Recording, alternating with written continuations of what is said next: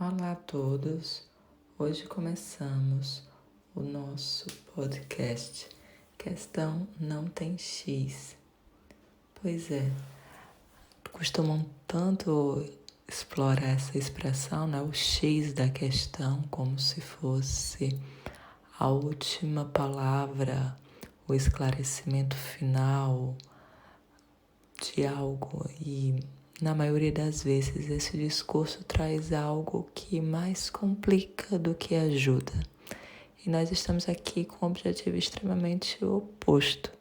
Nós queremos ter sempre uma conversa clara, direta, para que nós venhamos a simplificar, a esclarecer, a refletir, a pensar. Nem sempre temos respostas, muitas vezes o que nos é possível é o questionamento, o levantamento de questões, mas o que nós não queremos é complicar. De complicação já chega.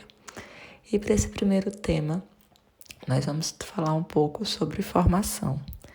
E, de fato, essa é uma palavra muito ampla, então vamos começar restringindo, vamos começar fazendo um recorte disso, né? Então, estamos falando de formação de professores.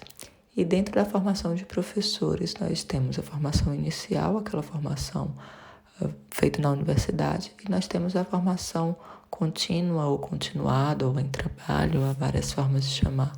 E é esse segundo caso que nós vamos pensar um pouco hoje.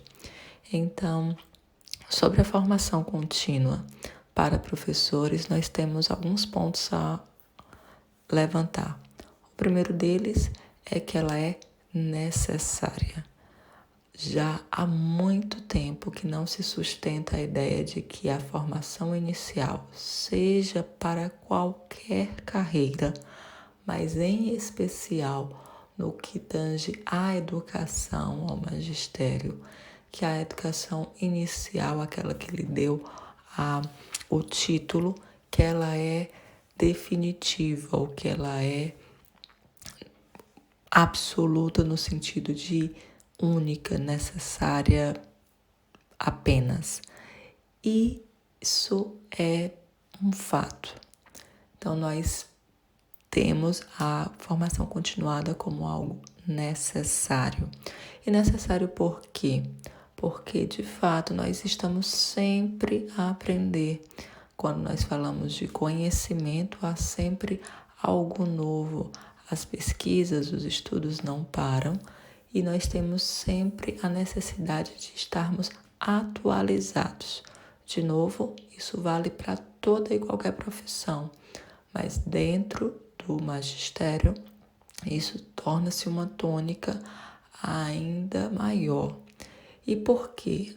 Então, porque uma prática docente ela só é possível quando muito bem embasada numa teoria que dê conta, que dê suporte a essa prática. E daí nós precisamos estar sempre nesse diálogo entre a academia e a prática, o chão da sala de aula, seja em que nível for, seja na escola básica, seja no ensino superior, no tecnológico, nós precisamos manter esse diálogo. Então, o nosso primeiro ponto, a formação, ela é necessária. Segundo, ela é direito e dever. E aí nós temos outro ponto a esclarecer. Quando ela é direito, nós dizemos que ela é direito tanto do profissional, como tem o direito de se manter atualizado, de ter acesso a essa formação, como é um dever de oferecer o melhor através da sua formação qualificada. E esse direito e dever passa por algumas instâncias. Pode ser a individual, falamos aí do professor em si, da sua consciência e necessidade e desejo de manter-se constantemente atualizado e em diálogo com seus pares, mas também isso passa por uma instância maior. Nós podemos pensar no âmbito da escola, no âmbito das secretarias, dos departamentos de educação, do ministério. Então, falemos, por exemplo, do Estado de uma forma geral. Isso passa por vários pontos. Então, por exemplo, a formação ela precisa ser, logicamente, relevante. Então, nós temos algo que é necessário, que é direito e dever, mas ela precisa ser relevante. Ou seja, não basta oferecer formação, não basta ter acesso à formação se ela passa a ser algo apenas burocrático. Por exemplo, pontos a serem preenchidos para uma carreira ou cumprimento de uma exigência patronal.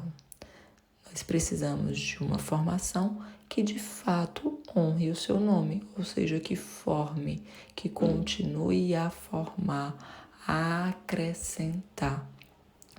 E isso, de fato, faz toda a diferença, porque quando nós temos algo que é direito do profissional, do professor, mas que não é interessante, que não soma, que não acrescenta, isso passa de direito para obrigação, e uma obrigação quase com um cariz de penalização, ou seja, ele é obrigado a fazer algo que não soma, não acrescenta na sua vida, quanto profissional. Então, tão importante quanto ter acesso à formação é a qualidade desta formação. Qualidade no sentido de que ela seja de fato relevante, que ela possa somar na sua prática diária.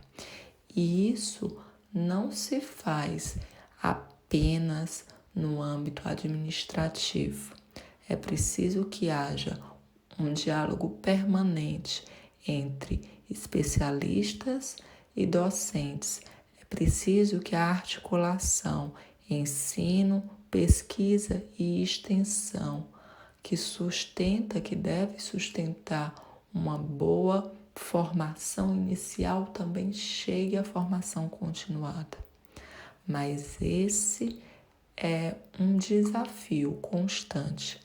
Em alguns casos, ele está num estágio mais avançado, ou seja, nós temos realidades em que a formação docente continuada já é uma prática que está não só estabelecida, mas ela é bem estabelecida, ela é relevante. Em outras situações, em outros contextos, ela dá os primeiros passos. E como tudo que é principiante, muitas vezes com algum acerto, com algum erro, com pontos a serem melhorados. O mais importante é que nós tenhamos sempre a clareza que a formação continuada para o professor, ela jamais será dispensável. Ela é cada vez mais uma necessidade. E quanto maiores os desafios da carreira docente dentro do contexto que nunca para de mudar, que nunca para de trazer novos desafios, maior o papel e a necessidade dessa formação. Uma formação que seja resposta a essas necessidades, que possa ser diálogo relevante para a prática docente. E isso faz toda a diferença na educação. Então, é isso que nós tínhamos para hoje, para começar. Quero saber de vocês qual é a sua posição enquanto formação, como formador ou como formando, e qual é o maior problema ainda a ser resolvido dentro da sua experiência quanto formação. Então, aguardar aqui os comentários de vocês e queremos continuar esse diálogo uma forma positiva, produtiva, simples e direta. Então, até o próximo. Questão não tem X. Obrigada.